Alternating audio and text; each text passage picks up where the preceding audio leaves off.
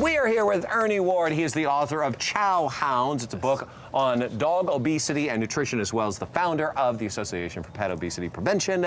Welcome, Dr. Ernie. We touched on this at the beginning of the show. Pleasure to be here. You know what? I had a question because we're talking about pet obesity, and there's such an obesity epidemic in this nation. Are the two connected in any way? Well, here's what I like to say about that.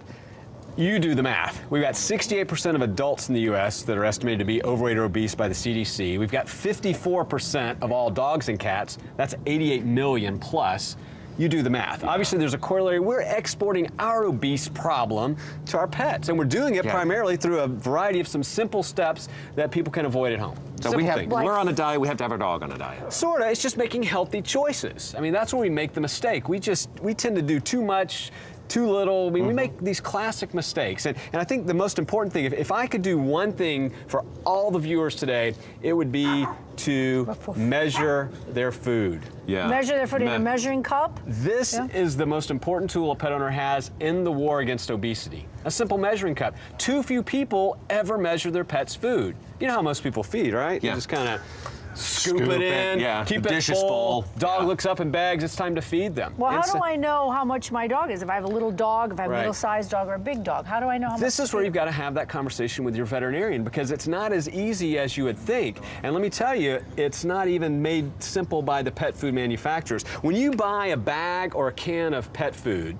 and you look on the side and it says you should feed a half a cup, whatever it is, those feeding guidelines, as set forth by the current regulations, are for the, quote, most demanding life stages. That means if your dog is pregnant, this is how much you should feed. If you have a puppy that's growing, if you have a mother who's producing milk. Now, that does not apply to an older, spayed house dog. So you're already feeding 20 to 30% more calories than you should. And I know we have a dog here from Best Friends Animal Shelter. And, you know, if you look at dogs like this is the culmination of years of just a little bit extra. And one of the things, too, that we like, you know, I'm here today really on behalf of Pet Finder, which is, you know, the nation's largest online pet adoption agency, if you will. I mean, you can go online and find dogs like Maggie all across the United States. But we're trying to get people not only just to provide a forever home, but a forever healthy home for that. So that's what we're trying to do, is give tools like this. So measuring cup, rule number one, to help avoid Maggie. Now, Maggie can be saved, and we can certainly help her. Her next owner will feed her less, exercise her more, and so forth. But what about treats? What about treats? I mean, as we mentioned kind of in the opening, these things, I call them calorie grenades, because what people don't realize is these are so packed with calories,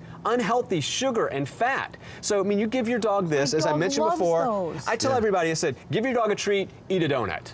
Eat a candy bar.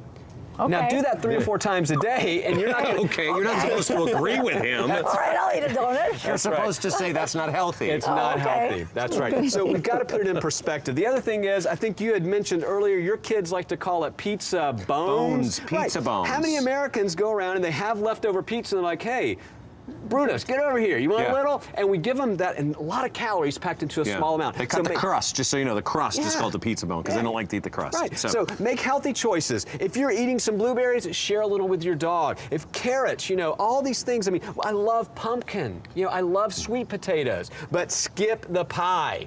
Yeah. Who gives their dog pie? Who does that? Actually, there are. And I'm not going to say I recommend them today. It's kind of like that Yule log, you know, that's a sugar bomb. So we're going to use it in moderation, but we're going to... So what is healthy for us is healthy for the dogs. Let's talk about, because, you know, the weather changes. We take the dogs outside. We want to get them exercise, but we also need to take care of them on both fronts. The exercise and keeping them warm. And keeping them warm is cold. Yeah. And the thing is, if you have a dog, you have a built-in exercise partner. You know, I never met a dog that didn't want to go out for a walk. I mean, think about it. So when people make all these excuses, oh, I don't have time or whatever, I'm going, wait a second, get a dog. You know, walk it every day. So I know we have another one of our good friends from Best Friends Animal Shelter here. And this is Rhesus, and he's a typical male dog. And so this time of year, in many parts of the country, there's going to be snow on the ground. So let's make sure that we provide adequate equipment. So get, you know, vests and so forth. I love these. If you live in an area where there's snow and it's coming down like crazy, and a lot of the country right now. Wear booties. Now, not only do they protect... They're too small for me. I need bigger ones than that. But they do look good on you. But I like booties because not only do they protect from ice and slipping on the ice, but from toxic road salts. So your dog goes out, they've just sprayed the road to clear it. Your dog comes home, he licks it. These things can be very toxic, contain heavy metals. No, they can, or worse. We have about a minute, but I want to ask you something real quick about this. Is how much exercise does a dog need? Because I kind of know what I use, but is it the same? What I tell people is every adult in America should be getting 30 minutes of aerobic activity per day. Let's just transfer that to our dog. So if you can walk your dog for 30 minutes a day, you're going to be healthier, they're going to be fitter. Oh, perfect. So that's a good... half an hour. Yeah. Half an hour. Yeah. Yeah, you could do it with your dog. So they right. do it with Walking they burn is about the best same exercise. calories, is what you're saying. I'm sorry, talking. They do actually. By body mass, dogs and people have about the same caloric expenditure. They're amazing. That's why they're man's best friend. We owe them more. And don't think this doesn't apply to cats. Cats have a higher obesity rate than dogs. Well, because they're more sedentary. They sit around the house Whole all day. different physiology, a lot of other issues, maybe for another day. But again, we want to make sure that people are out there, make healthy choices, exercise, and talk to your vet about how much you should be feeding. Can I have the donut? Yeah, you can have the donut. She actually, I want to get a doggy bag for this to take it home to my. That's bad. I should. A doggy bag. Silly joke. Okay. By the way, if you're interested in adopting Reese's and or Maggie, Or you can pieces. go Reese's or Reese's.